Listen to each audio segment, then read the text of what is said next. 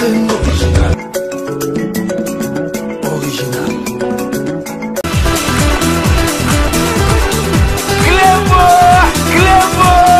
Original.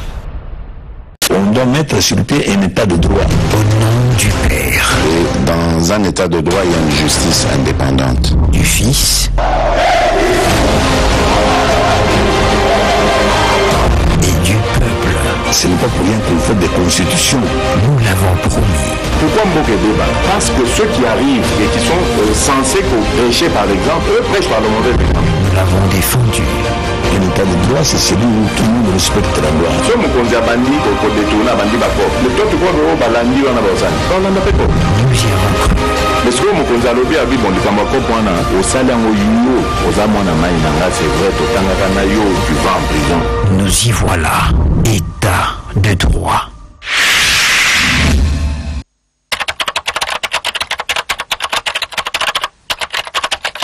Salut et bienvenue sur cleboaoriginal.com. Merci de votre fidélité. 5 minutes avec César Ngadi.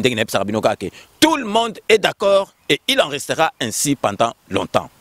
5 minutes à Lelo Bomonike Nebisagibino 2020. Ezali bilenge kokota na mboka na biso na politique donc bato bazali ko sa neti ba comprendre que Félix Antoine Tshisekedi yende mukonja Congo yende président de la République et puis Fachi Beton ndenge na zoyebisa bino ke azali na mission moko divine ya ko sauver mboka na biso pe makambo nyoso to azali koloba e ko salama. Donc avant na banda 5 minutes à lelo boyebika ake na salaka mise au point soki likambo faut na vraiment na expliciter ngo malamu parce que na ebisaka bino biso to salaka ba émission par émotion te ya ngo mona catholique saka 24 heures ou bien to zina nous ba donner nyoso tout to analyser donc équipe mobimba parce que 5 minutes ezali na équipe amunene boyebika na réalisation to sali na ya le choix mio azana ba plus de 20 ans d'expérience à télévision donc tout le monde est d'accord donc assisté de Doudou Swami Doudoulé donc likambu to analyse so bomo na biso to lo babo to zolo ba makambo za na nzela et puis to za na vécu to yebi masolo donc 5 minutes à le avant banda donc na la mise en point concernant émission na biso précédente to Tchaki ya Tambwe Mwamba oyazali président ya Sénat o to zali ko senga ke Sénat wana donc il faut et s'il a Koufa donc parce que tout ça la net na Sénégal ba sala tala ba zoa ba millions ebele ba sala ngo makambo susu parce que Sénat na niveau ekomi wana tokoki ko rattraper ngo souté donc Félix Antoine Tshisekedi il faut profiter kaka na makambo yo donc à dissoudre Sénat et ça la rater parce que Sénat kutu et ça la le côté tala Sénat komi donc Flamingo et komi esika ba to ba komi ko swana Sénat oui que Sénat ça na pouvoir kutu koleka parlement Sénat. Donc, beta masola balabala nde toyoki tolingi na toyebisa peuple congolais. Omoni peuple congolais donc omoni bo sepla que 5 minutes ezali. 5 minutes biso tolobaka makambo solo. Donc soki vérité ezali tolobi soki mutaza nia tolobi nia so mutaza makako tolobi makako. Po bato musu basali ba analyse Tambwe Mwamba to omona bazolo ba donc likolo. Donc biso tolobaka likolo te bato bazala bandaku bazo sepla na biso po bayebi que 5 minutes avec César Ngadi tolobaka makambo ya solo. Donc bino moko est-ce que Tambwe Mwamba ya zo mona biso ndenge na lobaki amona biso bambende. Bino moko bozana bandaku wana eza boyebi ke masolo donc sénatrice wana bijou wana na Tambwe Mwamba bazali na masolo wana 100% vrai parce que ce que moni momi a manqué mdio donc en public na ba niveau wana donc ezali jet a manqué na ba haut niveau en direct o Tambwe Mwamba zolo ba kengana le besoin na parole te ozana parole te non oloba te ngana to donc hier azali ki aza sénateur mais aza président na ye azolo ba yo ozali président ngate toza ba sénateur. Donc ceux qui montent comme un niveau ya ko ba manquement de ça ka net ndenge biso za mukila oh ya le lochami mutu mo zo ya le lochami oh vieux César Bonabo ceux qui momi wana boza déjà na masolo ko César yakawa ya le lochanga parce que mo koti na masolo parce que masolo so ke koti za su mwana muke na mukolote.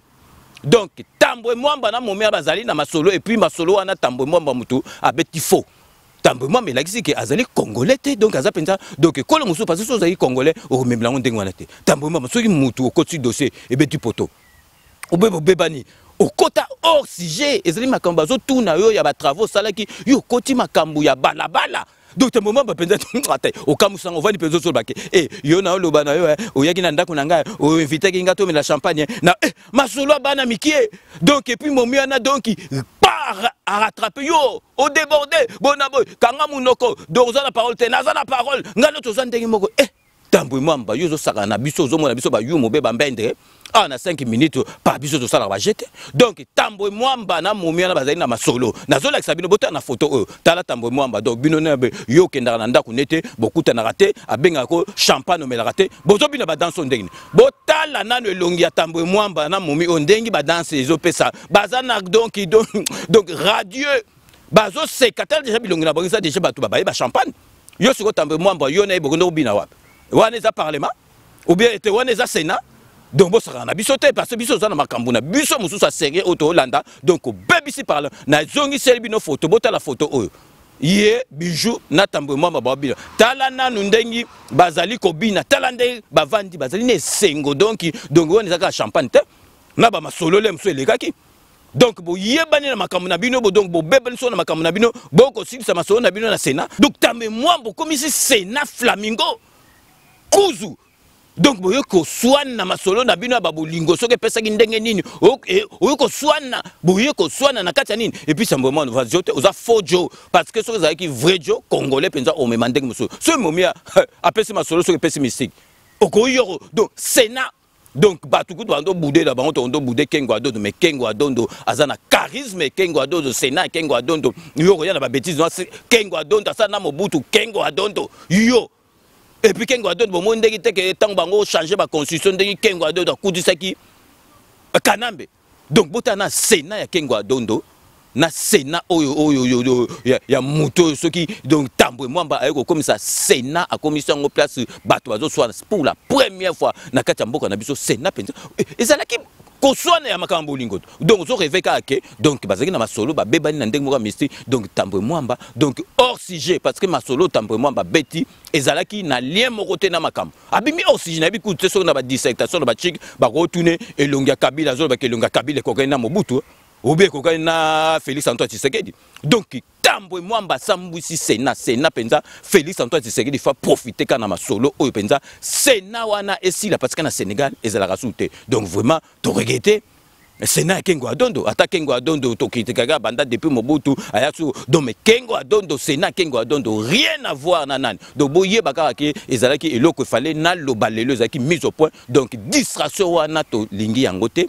Tambwe mwamba tozala mama kambebele omoni siko ndenge nzamba sala yo siko Tambwe mwamba bando ya netike yo oza clean exemplaire oya kotale msuba contre na Félix omoni siko nzamba zo sala mama kampo boye ba ke Félix Antoine Tshisekedi azali mwana nzambe ya solo bomoni ndengi kamere pesa kamere ye moko batie boyokanaki bien parce que Félix akotikala na batu oyo bakomema etina suka oyo basala na musala tala de bayokanaki na caméra basala musala bien tala caméra kane bandeli déjà pas caméra comment ko yiba depuis janvier 2 janvier comme déjà ko yiba tala ndenge nzamba sali te caméra za écarté yemo parce que caméra sikondo tolo babo caméra akoki ko s'en prendre kutu na Félix Antoine Tshisekedi ako s'en prendre car na yemoko tala caméra sikondo ndenge azali abimili banda siko Tambwe mwamba yo kansi Tambwe mwamba ndenge a reverser bo ndenge ba reverser bo lelo Tambwe mwamba ko fioto lambaka devant Félix ako fioto lambaka devant Félix Tambwe mwamba donc momi yango akutisi azwa rato Tambwe mwamba akomi koswanisa momi na kati ya sénat donc ekomi balabala donc yango na ndenge na sala mise au point donc bato bazoloba awa 5 minutes biso sala ba jeter tozoloba ndenge makambo za bato pe ba yebe ezalaki ndenge na mebino bo sala ba analyse mo net biso to sala net Tambwe mwamba na momi na bijou bazali na masolo na bango pesa faux batika na bakanda na bango Tambwe mwamba o profiter na dossier ntanga motu momi na ile dossier na ale Tambwe mwamba a sopi boule donc bon il y a besoin de distraction to wana na 5 minutes tozala na ngote do yango na lingai vraiment donc na sala penza mise au point na likambo wana batutu ba yeba ndenge ezali donc avant to enchaîner penza na makambo to zanango lelo ya pasteur na biso pasteur Mukuna donc nazali ko tiela bino bande annonce ya émission ya sika émission ya sika wana boyebi ke tozali en partenariat na site ya Lolo Chouami TV donc ezali famille moko donc Club original Lolo Chouami TV ezali famille moko donc émission ya sika o ezotala penza ba anti-valeur donc nyo surtout ba ko sambwa na kata émission parce que mutu azo présentant ezali déboulonneur messager donc azana banda ko sakanata azu penza ba dossier ozo chauffer donc bota la bino moko bande annonce ya déboulonneur na ma solo ya anti-valère. Bonjour, bonsoir peuple congolais partout dans le monde entier bipa boza kolanda biso na moment oyo. C'est bel bien moi votre humble serviteur le messager Galate 4:16 à votre service. Na beleli ba mama ya faso congolais congolaises partout. Abonnez-vous massivement na Yalolo Swami TV. Waba Swami TV partenariat na Kleboa TV César Ngadi. Oyo kozala chaîne ezana kati ya service na bino peuple congolais. Chaîne oyo ekolobela. Oyo tu etali social ya peuple congolais. Ekolobela. Oyo tu etali politique ya peuple congolais. Ekolobela. Oyo nyonso etali spirituel ya peuple congolais. Yalolo Swami TV, partenariat na Kleboa TV, César Ngadi. Alors Congolais, Congolaises, ba mama ya faso, association Fati Solution, original. Bo s'abonner na Yalolo Swami TV, partenariat na Kleboa. Kuna boko na les messagers, nazali passe partout. Na service na bino peuple congolais toujours zela li foot na biso pas nzambe beaucoup on a les messagers tokolobela onyo se tali lutte contre les antivoleurs et changement de mentalité mbongwama ya bizaleli beaucoup banda kolanda biso na Yalolo Swami TV Kleboa TV tokomanda koleka pona kolobela onyo se tali intérêt général ya peuple congolais parce que Congo ya lobby ezo senga ba vérité si vérité. Toko tele le bantivaleur o ezali lokola ba Vital Kamerhe bantivaleur ya Batambwe Mwamba bantivaleur ya Baboshab bantivaleur ya FCC bantivaleur ya les Kabili bantivaleur nyonso boyebi baza responsable ya malheur ya peuple congolais sans pitié na Yalolo Swami TV kuna sans pitié ce qui les messagers qui sans pitié bozan intérêt ya kotambusa mamalamu bozan intérêt ya ko restaurer conduite na bino otomoto de la bino yango wana abonnez-vous massivement batoto ya Kisangani batoto ya Chopo batoto ya Mangobo batoto ya Makiso abonnez-vous massivement chez Yalolo Swami TV partenariat avec Kleboa TV César Ngadi. C'était bel bien moi votre humble serviteur, le messager Galate 4:16. À cause de la vérité, on devient l'ennemi. Merci et à bientôt. Au revoir. Bino Moko Bolandi, donc deux Mikolo Oyobo a déjà rendez-vous na Vimbino avec des boulonneurs messagers na émission Banti Valais. Ye kuna soka kweye liyo, ye azana tembete, ye kutu tembete donc Ezoleka, donc na Yalolo Swami TV, donc YS TV, donc vraiment ils allaient en partenariat avec Kleboa original, donc tous allés famille Moko, donc bozala déjà yako sepela parce que des boulonneurs azala ba dossier na ba révélation yako sakanate. Sikoyo émission à le long de 5 minutes avec César Ngadi. Tous allés kolobela comme ndengna lobaka ne bandel comme vous pouvez vous en douter, il fallait s'y attendre. Tu voyez ko tika makambo oyote. Mais boyebi ke bato ebele bazalaka soki bayoki bato basali ba analyse bato motema na bango ekitarate bazilaka analyse il y a 5 minutes avec César Ngadi tout le monde est d'accord bayebi ke biso to beta kango na marque penza la musique tozo beta on pe na ndenga bakino tozo beta vérité parce que biso to ba likoli kolote si s'agit to lobake merde on dira merde donc totika ko sala sikoyo neti tozo loba makambo na ba sous-entendu toujours le makamoko neti makambo moko boine tala congolais il faut to asimaka sokuli kambo salami o asime oluki solution tozali ko yebisa bino vidéo oyo sextape oyo ya pasteur na biso mukuna ezali eloko ya solo donc botika kolobaka ke boye ezali nini montage ezali montage te biso to makambo ya caméra ya ba vidéo montage wana soki ezalaki montage lobe kendaki na ba studio à filmer oyo ya Hollywood aux États-Unis d'Amérique mais soki kaka awa donc biso totali yango eloko ezalaka facile ya ba montage biso tokosala ba montage olongole longa ya lolo tia dudule ezalaka mingi simple na ba photo mais mutaza na mouvement ndenge wana ezali montage te ezali ya solo toyeba kwa simer po tozwa solution donc boye barake na lera masolo elonga mutu ezala ndenge mususu bozomona elonga ya lelo ndenge ezali azo seke elonga mais soka konti na kata masolo elonga bima ndenge mususu parce que azani stress azana bisengo azana banini donc elonga bima elonga na bozolo ba ezali ya pasteur mukuna pe mano calme bato bazolo baloba pa mpamba na soto zuba portable na bangwa ba kosambwa donc personne n'est à l'abri ya masolo ekomeli pasteur na biso toko pesa pe conseil na suka ezali ke akoyi na mutambu mais bilo pe boko bule pesa ke pasa mukuna pesa na kati ya voiture azo développer pasa mukuna za na touche voilà pe ton dimi pasa mukuna pe mano za na touche vibration ndengwana bilo bon dimi penza ke pasa moni ko hôtel au RV7 pasa hôtel pasa développer ezali masolo wana za su makamba pasa te azali mutu net biso akoyi mais ezali ya solo mais to sengi bolimbi sipona ye mais boye bake wana to ezali distraction soki ezali ndenge wana ezali machine ya kanambe mutu ezali ndenge wana donc momi wana ezali ki utiliser parce que il fallait ba pese ba lar moko ya ba mapango moko ekomaki neti ba chantage azwaki yango te tango bendi masolo wana ke ko lakisa ba bien loko to bondo luka parce mutu azo chepse ba contre-temps akeye na wana kingakati ba pese ba masolo yango ne bimi mais ezala ngo rien pasteur mukuna donc yaka likambo yaka et que vous me la pété parce que semaine prochaine to kota déjà ba dossier ya ba fakwa miyibi et que vous me la kututé et puis na makambo zo sala passa yeba ke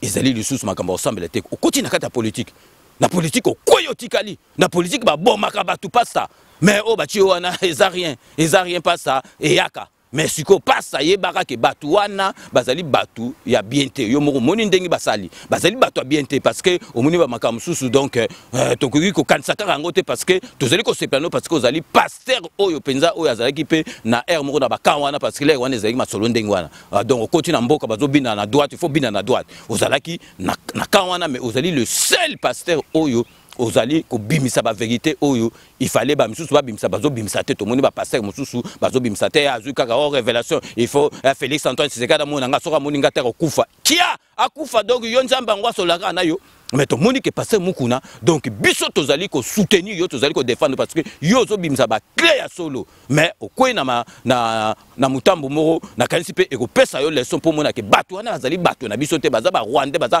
batu a confiance te to monaki a période moko ba marche moko bango salama bona bato po ba défendre ba masolo mais yo pasteur o telemelaki bande kono ba congolais olandi kota kanambe mais omoni siko ke kolia na basani mibale na ba mystique omoni siko ndeko suki mais to kokende wana te wana déjà donc ezala ndengi wana passe biso 5 minutes avec ces ngadi donc tozali simana yo tozali ko défendre parce que ozali ko bundela mboko ozali ko loba ba vérité mais et yaka nango pas ça ekoleka nango ekosila nango mais ozali na soutien na biso mais pas ça donc kebaka donc la prochaine fois na masolo au moni yo mo déjà que donc tande basalio donc so ba zeli au vide pe ba baro ba ko bareo parce que masolo quotidien ezali politique pas ça ezali politique donc politique ba barano batu donc pas ça donc yebara que 5 minutes avec ces ngadi tozali na simana yo petokotika na simano parce que ozali mutu moko ozali ko bundela mboko moni quand même que ndenge basalo ndenge parce que moni siko que message na yo ezokoma omoni ke musalo zo sala ezokoma parce que so ba comme na niveau basalo ndenge wana parce que message na yo ezokoma ozali ko embêter bango donc il passe na ba kolero basali yo penza ba like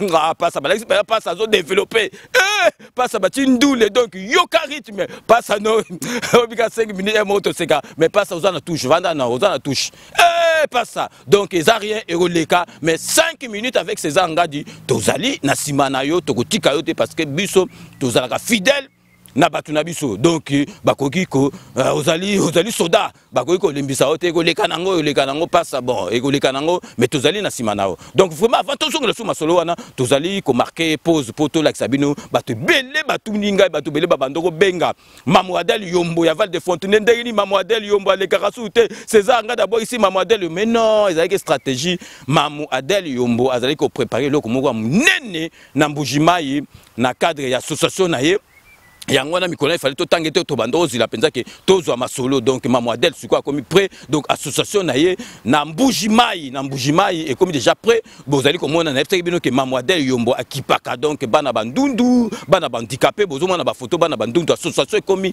nini penza ezali ko salema na ndenga ya malamu donc Mamoadel Yombo azali mwasi moko il faut ya ko féliciter nazali ko tshela bino boyoka message ezali destiné na bato baza na mbujimai asali yango na Chiluba parce que bino tango eba na Chiluba bobandi koloba Chiluba ezali ki rwandete 4 langues na biso nationales ezali Lingala, Kikongo, Kiswahili, Chiluba. Donc Maman Adèle a fait un message yo na batu ya mbujimai pesi association na asali sur isal ya Lingala pe gozala ya français pe gozala ya Lingala pe ezali ko ya donc boyoka Maman Adèle yombo ndenge azali ko boka ngwaka penza zo expliquer ba masolo bino moko o bayoka baluba bakoyoka o bayoka Kijuba bakoyoka et puis Chiluba ezalaka na ba momoko ekoka na Kikongo donc boyoka Maman Adèle yombo etoba na bani ndimusanga bwa kumwana lelo kwa bichimatu kwa bunyi chimu mwana to kaji muje zambu amba mwenda muntu amba mwenda mvumulongo lola bwane ndokuno tanila mungondo amanda mukubyo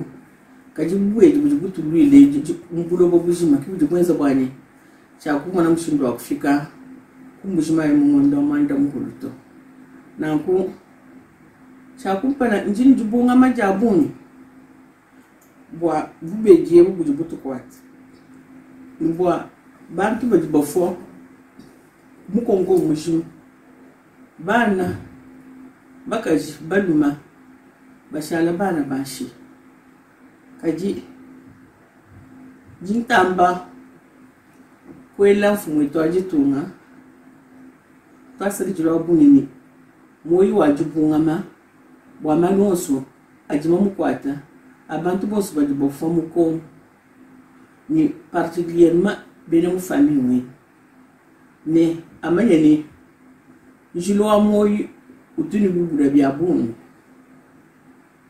nanku ji mwele moyi wa bunga ma mwambila bwan atunu kamu njenza mujum zambi katulekela muntu wendato muntu jini bulele la zambi jum ngama mumshindriyons nanku ngambini katwana bwa kunjilene president Felix Tshisekedi Tshilombo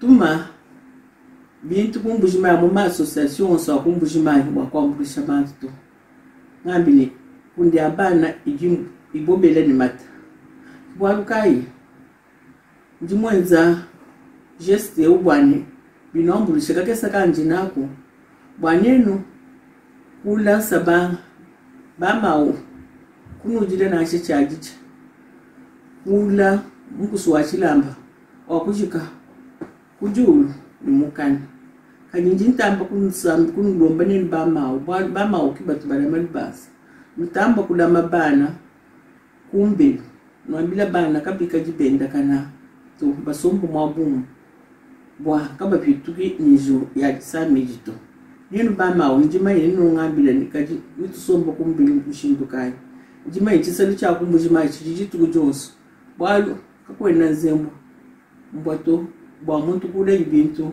kuteka imufika mu congélateur kakwena bantu bina babuni bajibika mu congélateur na chafrikot na ko faju ya mutisali jikamu kuswa chilamba che kujulu ni mukani nyemelu bilu udla ni mata ni ngaleji ni ndakala ya kulambira bana ufingana kumbeli lubi wakulo kubanandi nanku kubwaluka ikakesa kanji nako ngambili ngaji unutumini mwema mupari mutuji mbambu ku president tinu ngomundu wa chitema avion ke yena mwakuloto nanku fika la njira mukamuka nanku ninu mwana kumbushimai ndio manye njibumbu ko kumbushimai mfuni biji mubien mfuni biji mumba ko miya biji ni chumo 21 na ça fait maintenant plus de 30 ans mu pari nanku mbushimai uju unsama ko moyi unsamina moyi bikoli nanku angataka kesaka mitina kwaka bakwa ba kumbushimai nibanwele kakamchimeji mukali ngatulama tutwa president wetu Felix Tshisekedi panda tumwambulisha ujinga kesa wela watetu byo kumpala kapinji jamuni president enza malumonsto nanku kuchimvumuso kunwambili myo yenu bonso mukali ngani beneshi amen.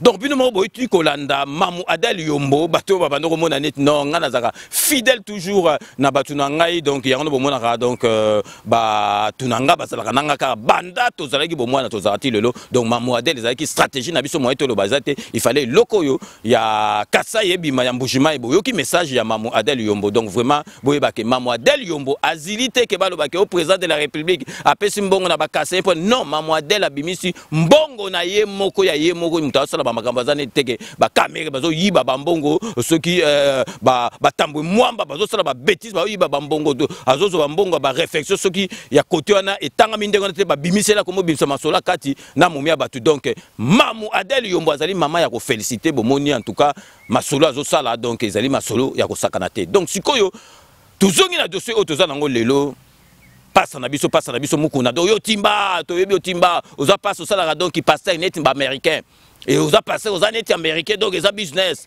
passe egoleka 5 minutes sur kaza simano yeba ka egoleka ezaka makamuneti kaka ba bimisela ki yo ah donc Jean-Marie Kassamba bimi a ozwa ki 350 000 ba pesa ki yo pour que ne soki ndengi na kanambe mukolango kutu elekite le même jour kaka muto ba tchaki temo ka pesa ki mbongo Bochab aye ko démentir ngo alobi ezeli makambo lukuta omoni ke donc Jean-Marie Kassamba na bato ba PPD ba jeune ba polimbula ba kanisa ki ke Bochab a okotela bango donc eleki op passe ekoleka nango donc biso tozali simana yo ezali makambo yaka donc ye baraka ke omoni ke bato wana baza bato ko sala bango confiance te talaka nde basalo donc wana kutu ezali donc bazwaki momiana ba manipuler ba pese bambongo bongo siko bazwa soki vide à poison ou bien barre ba ko hésiter kutu te donc yango na to biso il faut siko vraiment ozala mayele na bato wana o matisa susu mayele me bato siko moni ndenge basali donc il faut bimsa su ba clé mususu penza ko sakana te donc comme penza ke donc ndenge tozana penza kanambe fois ma solo na mbunchu pe na dikosi ya bu pia to tikali biso moko donc vraiment ezali pasina ma na motema makambo yelo me biso tozo soutenir yo pe to tika kaote balingi nde ba déstabiliser ba congolais ba yeba soute to bosa na makambo oyo ya tambe mwamba mbe tozana matambo tambo mwamba to tika ngote tambo mwamba il faut ba destituer il faut sénat wana ba kanga yango parce que na niveau oyo ekomi ezali susu sénat ekomi flamingo ekomi kuzu ekomi ma solo donc ya bala donc vraiment na lingi na sabino na partager bino vidéo mo rezali parce que artiste musicien artiste musicien balo ba bien te mais artiste musicien oyo na rotia bino batu bako loba tout ce qu'ils veulent dire c'est Koffi Olomide mais Koffi Olomide ce qui a bimi na média donc vraiment assez plus sarangai assez plus sarangai parce que au ressenti que mutaza na matière grise omoni yango bo mona ka Koffi la mso soga zui ba journaliste mo baza mayele te bo mona ndenga sakana na émission parce que azo se sentir que azali mayele koleka yo donc il faut journaliste aux la penza donc bien là aux ali au célibat recherche bani na bete la bina vanasi la bino bete la bino anecdote moro boye petit nanga di londolé na yambaki King Kester MNA na radio donc to bete ba masolo pas prétend aussi petit nanga di londolé tuni kesabi ah King donc à personne âme les kwambambu na biso atuni ah mais King ndengini yo soki yo biso to yambio boye o beti saka biso ba mitu sala biso ba makamura misika bi oh petit nanga omoni César Ngadi na ko memendengwana te César Ngadi azali na vécu ayebi masolo na biso ndeki to banda et puis ayebi donc ngasoki na beti bo arozong sanga bo yangwana na ye et ke indenge ezokende bino boko ko te passer na ko balancer bino na membi bino na boaki bino donc bo moni ndenge zaka donc yangwana un Koffi Olomide ngai vraiment cela n'engage que moi-même donc ngai na féliciter ye donc soka bimi penza na média bozo senti pe azolo ba makampe zo senti pe zo peseleng nazo pesa bino botala bino eloko moko asalaki na télé 50 donc avant na tela bino Koffi les grands mopao donc vraiment boza la calme avant na tela bino boyebi kaka na tela bino nanu donc boyebi ba partenaire na biso bazarami balé donc le grand traiteur Romain Ilunga na Bruxelles ou azali na mobilité géographique donc akoya partout place bozali donc il faut bozo déjà ba commande na bino parce que tango confirmé aussi là donc ba place ba date kozala mobulu ensuite boyebi Sepela TV décodeur oya moké oti na poche otamboli nango partout dans le monde place internet eza oti yango donc okotala yango image donc numérique avantage nango ezali yango okotambola nango partout donc restez connectés sur Club Original. À tout de suite.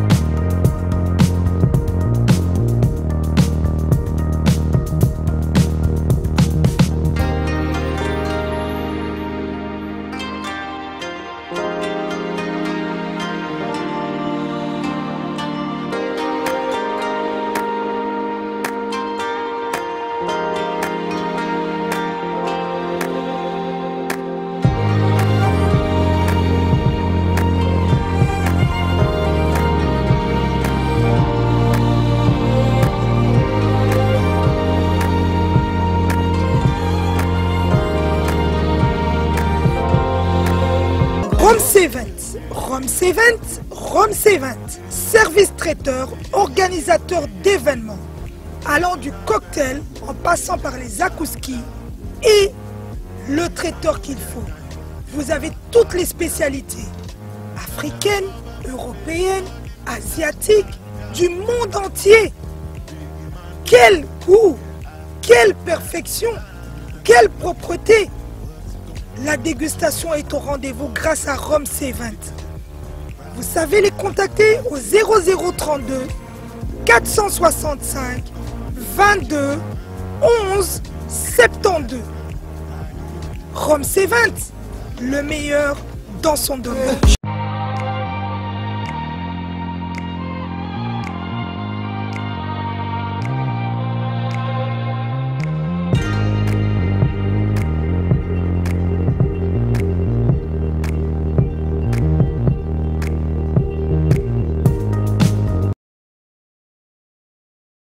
Sepela TV et yena makambu ya sikali susu. O ba chaîne ya France eza na kati. Ba chaîne ya Congo eza na kati. Ba chaîne ya Londres eza na kati. O ngomona makambu ya politique ya sika. O parti AA eza na kati. O parti BB. O CFAIO eza na kati. Ya Sepela TV. Bouquet comme ya muke boye. O tina poche voyager na ngokeno partout lingi. Na bouquet na Sepela TV. Sepela TV. Mais ma biso n'engozo mais ma biso on a 4K machine ma daka Sepela TV. Bienvenue dans le monde de Sepela TV. Sepela TV est le décodeur qui vous permet de suivre les chaînes du Congo en direct de la diaspora. Donc Binumo Boitolanda donc des partenaires na biso na partenaire éternel donc Romain Ilunga, les grands traiteurs à Bruxelles, et puis Sepela TV, donc décodeur au Yabanamboka, donc Yangana Tinda Binoka, consommons congolais, Biloka Banamboka, il faut Biloka Banamboka. Donc, dès que nous promettons que avant de la Bino bande annonce, donc Nazali Sigo, la Bino Boka, interview Kofi Olomide à Salakibo Santi Makambo à lobby Air Penza Makambo à 5 chantiers, Makambo à Kanambe, Batuni Pena Makambo à lobby à Rouyi Babambon, Yango Tozo Monasiko. Donc, à lobby sans langue de bois, donc sans ambiguïté, donc senti pensa zolo makamoro donc vraiment Kofi Olomide donc je te félicite vraiment donc vraiment na linga qui n'a partagé yango na bino makambo lo bakala yango toza ko mona siko donc bolanda bino moko interview ya Kofi Olomide donc na Jean-Marie Kassamba. Et vous avez sûrement entendu parler des 5 chantiers de la République, ça c'est sûr. Qu'est-ce que ça vous inspire? C'est comme si comme qui dirait on a une espèce de plan, de canevas. Autant maintenant réaliser ce plan, donner corps à ces chantiers. Pour moi, j'attends de voir, je suis comme les 60 millions de Congolais, on attend de voir. Chaque fois que j'ai la chance de parler avec les gens de l'entourage de notre président, j'ai quand même des amis là-bas, en commençant par Jean-Marie Kassamba, Kimbembe, Gonda, Kikaya, j'en oublie, Sampengombe, le leader. Je dis, mais ça commencera quand? Quand est-ce qu'on verra des choses nouvelles? Quand est-ce qu'on verra? Parce que je suis comme tout le monde en fait. Pour nous, les 5 chantiers, ça veut dire des routes, des hôpitaux, des écoles, des salaires, etc. Ça se Et quelle est votre part à vous, Kofi Olomide? Moi, je suis chanteur. Je fais partie de la catégorie professionnelle pour laquelle on applaudit le Congo aujourd'hui. Voilà. Moi, je suis chanteur. Chacun, comme on fait son lit, on se couche. La plus belle fille du monde donne que ce qu'elle a. Moi, je suis chanteur. Moi, c'est avec mes chansons que les esprits sont apaisés. Voilà. Chanteur, vous êtes un élément de diffusion de la culture. Et je pense qu'il ne suffit pas d'attendre. Il faudrait travailler. Tous les Congolais doivent se mettre au travail pour la réussite des 5 chantiers. Quel est votre rapport dans le sens du changement de mentalité? Parce que... Gaël, n'attendez pas de moi, de JB, de Papa ou Makonaï creuser les routes. Moi, j'ai vu aujourd'hui que... Je parle du changement des mentalités. Aujourd'hui, on appelle un exorcisme dans le mental des Congolais. Le changement des mentalités, c'est une formule un peu floue, pour ne pas dire clairement. Appelez-la comme vous voulez, mais il faut en fait ce changement dans le mental. Vous aurez remarqué que depuis tout à l'heure, je ne parle que comme je veux. Donc je dis, c'est une formule un peu floue, pour ne pas dire plus de corruption, plus de vol, plus de vol, plus de vol, plus de vol de l'argent de l'État. En fait, c'est ça le changement de mentalité. Ça ne nous concerne pas vraiment. Moi, je n'ai pas accès aux deniers publics. Puisque vous devez... Attendez, non, je n'ai pas fini du tout. Non, moi je le dis au nom de tous les Congolais. On en a marre des gens qui s'enrichissent au détriment du peuple congolais. Il suffit de devenir, je ne sais pas, il y a toujours des nominations. Ces gens-là, leur train de vie change trop vite. ça ne peut pas être normal. Moi, j'ai appris un jour qu'un député gagnait $6 000, quelque chose comme ça. Avec $6 000, on ne peut pas changer sa vie comme on voit. Donc, changement de mentalité, ça ne nous concerne nous autres que secondairement. Comment vous voulez que JB, Kofi, Ferré, on vole l'argent de l'État? On va faire comment? On est même piraté. Et il n'y a aucune loi pour éradiquer la piraterie. Ça ne nous concerne pas vraiment. Nous, moi, je quitte. Mais pourquoi vous ne les dénoncez pas alors? J'ai des chansons pour dénoncer les ministres qui... Vous avez au moins cet instrument. Non, attendez, vous savez, nous sommes dans un pays de droit. Que je sache, il y a des magistrats, il y a des policiers. Mais Franco le faisait, ça. Ah, ça, c'est Franco, c'était pas un musicien comme les autres.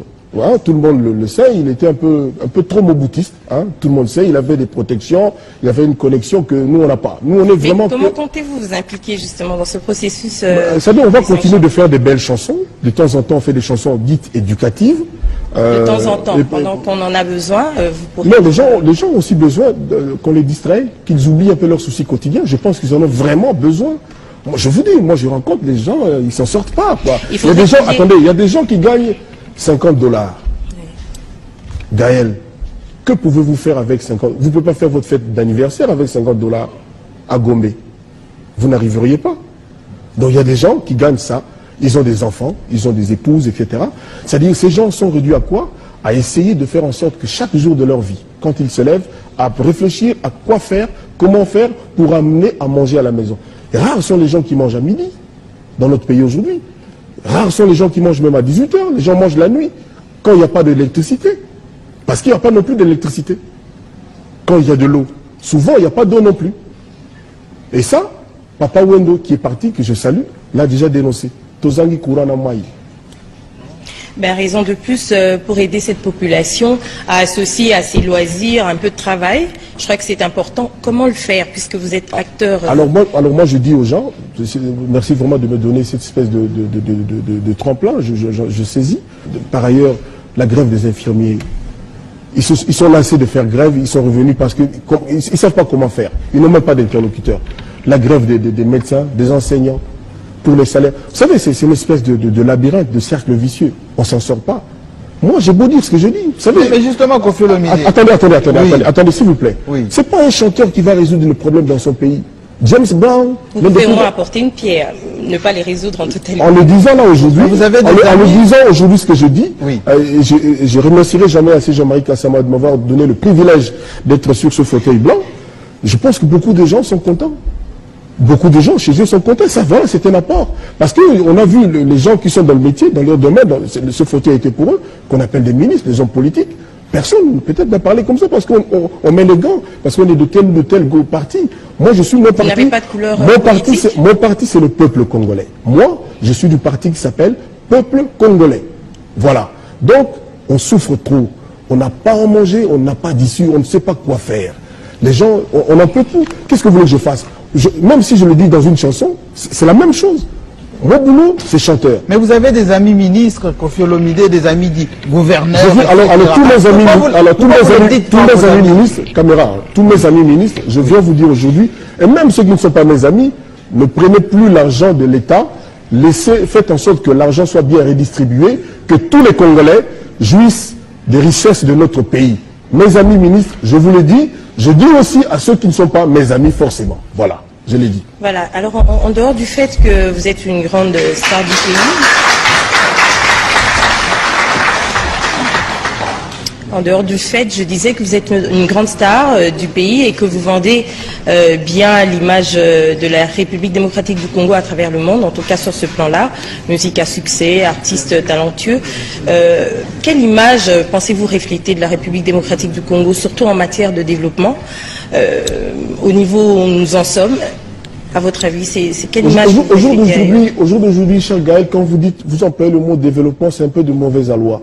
C'est un peu déplacé même, c'est malsain. Les gens veulent juste s'en sortir, c'est-à-dire avoir leur quotidien minimum, le minimum quotidien. On n'envisage même pas encore le développement. Que ça s'arrête, que notre vie se détériore. On nous a dit qu'on avait le plus grand barrage en Afrique, Inga. Qu'en est-il? Qu'est-ce qui se passe? On ne comprend pas. On ne comprend pas. Et ça ne peut pas continuer. C'est-à-dire, juste, on demande que ça s'arrête un peu là, qu'on ne peut pas aller plus au fond du trou, quoi. Ça va là, quoi. Et il ne suffirait pas de vendre les albums à l'extérieur, il faut apporter un message. Attendez, ne me reprochez pas de faire mon boulot. Mon boulot, moi je ne me suis jamais présenté sur la place publique comme un éducateur. Moi-même j'ai besoin d'éducation. Je ne suis pas un éducateur, moi je suis un chanteur. J'ai dit encore une fois, chacun a choisi son métier. Chacun, comme on se couche, on fait son lit. Et la plus belle fille du monde ne donne que ce qu'elle a. Mais vous seriez quand même fier d'être un acteur important de ce développement ou... Bah justement, si jamais on vous nomme ministre de la Culture... Non, du rayonnement du Congo. Non, revenons d'abord à la belle image de ce pays. Vous ferez quoi en 5 mesures prioritaires? Je ne veux pas livrer mon plan comme ça, improvisé, pour que la concurrence chippe mes idées. Mais quel serait au moins... Je ferai applaudir le Congo. Il y aurait beaucoup moins de vols. Déjà, moi en tant que ministre, je ne volerai rien. Je n'ai aucune raison de voler. Il n'y a rien de ce que je ne peux pas faire aujourd'hui sans avoir volé. Il n'y a rien. Donc, moi j'aurais dit qu'on ait un peu pitié du peuple congolais. Qu'on pense un peu à ce peuple-là. Il a souffert comme personne. C'est pas possible. Vous savez, moi je me demande ce qui se passe aux hôpitaux, dans les petites cliniques, des privés, ici, quand il y a des coupures de courant. Vous savez qu'on n'a pas le moyen d'avoir un groupe électrogène, c'est terrible. C'est un truc de luxe, de bourgeois, un groupe électrogène. C'est pas un truc pour tout le monde. Mais aujourd'hui, dans notre pays, moi j'ai rencontré des gens qui me disent, dans notre quartier, ça fait 2 ans. Mais il est où? Ils sont où nos dirigeants, les gens qui nous gouvernent? Moi, je ne suis pas un politicien, je le dis avec force. Je ne suis que l'un des Congolais. Mais ça ne vous a pas empêché de chanter Antoine Kizenga dans votre album? Je n'ai pas du tout chanté Antoine Kizenga dans mon album. Oui. J'ai chanté pour divertir les gens. C'est-à-dire, M. Kizenga, là où il est, avec tout le respect que je lui dois, ne m'a jamais rencontré. Moi, je n'ai jamais eu la chance de le rencontrer. Moi, j'ai fait ma chanson, j'ai été inspiré. Je ne peux pas ne chanter que la même chose toute ma vie. Je fais des tournures nouvelles pour que ce que je fais prenne.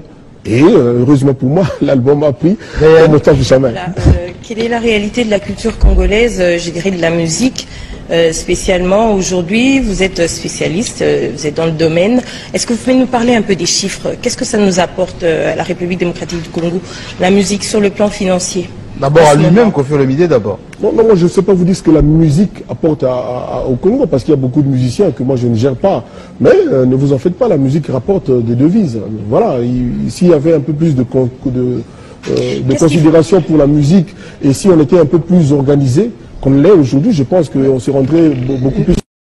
Donc, Binomo Bolandi, Koffi Olomide azoloba clair azoloba ke bino ba musicien bossa abi biso musicien bossa na biso ko sala banzembo na nini bo kazi biso musicien biso sala ba pote bo moni Koffi Olomide ndeka zozong sa ba répondre vous senti muto mayel ba satanta kité donc makambo alobi na ezali ko concerner pe Jamaïca samba grave quoi.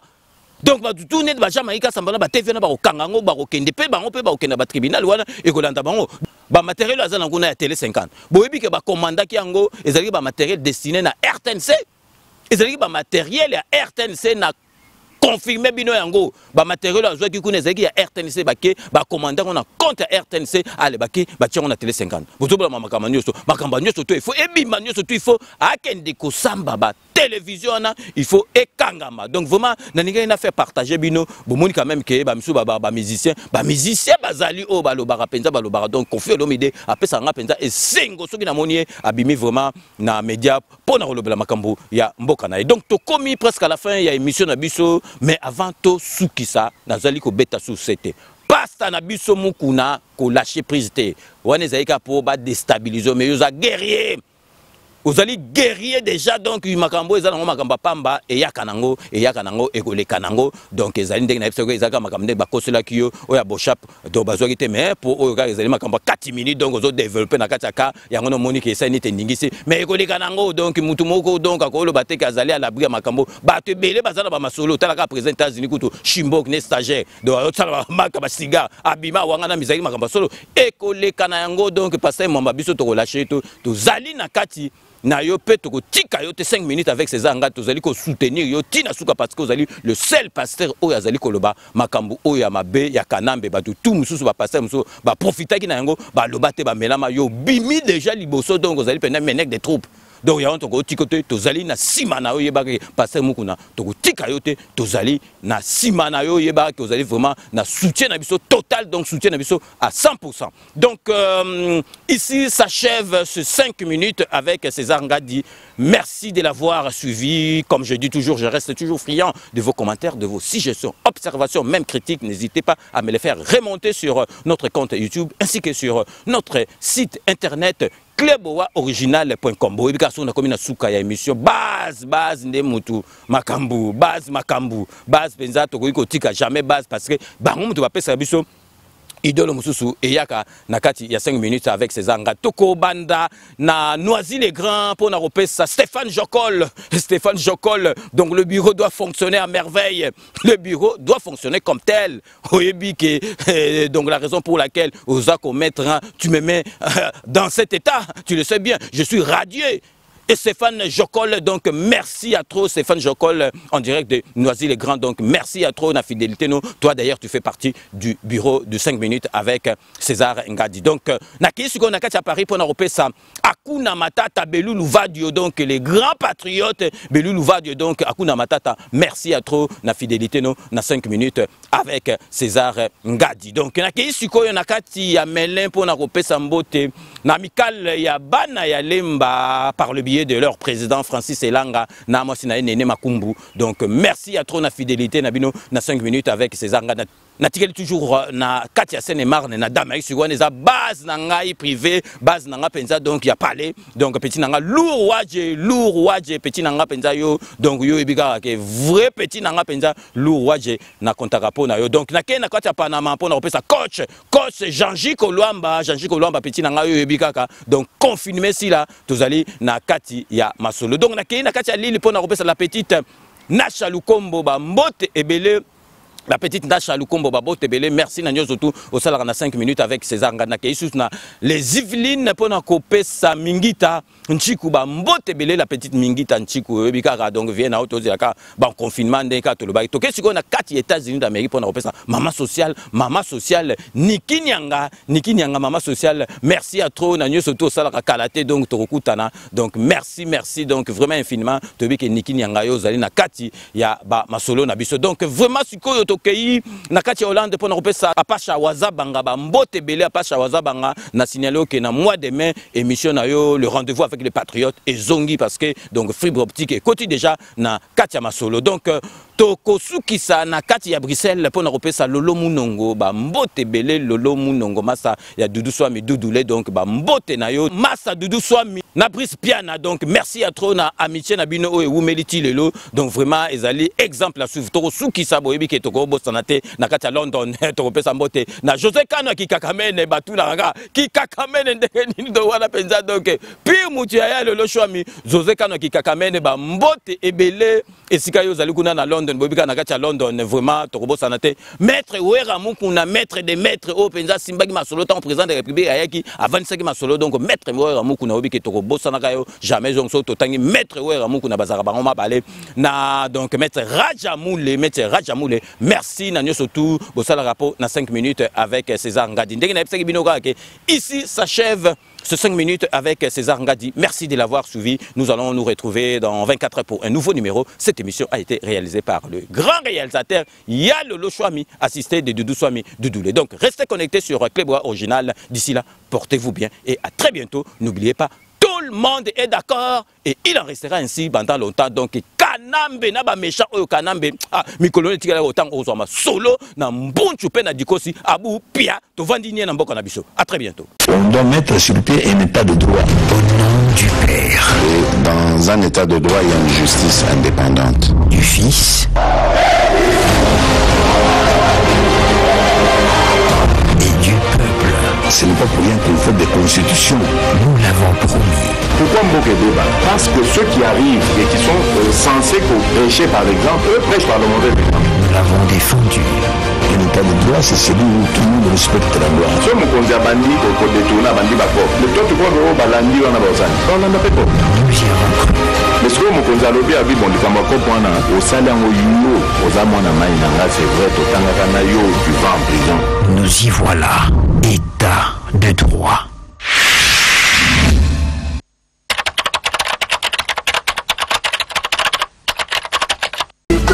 Dizendo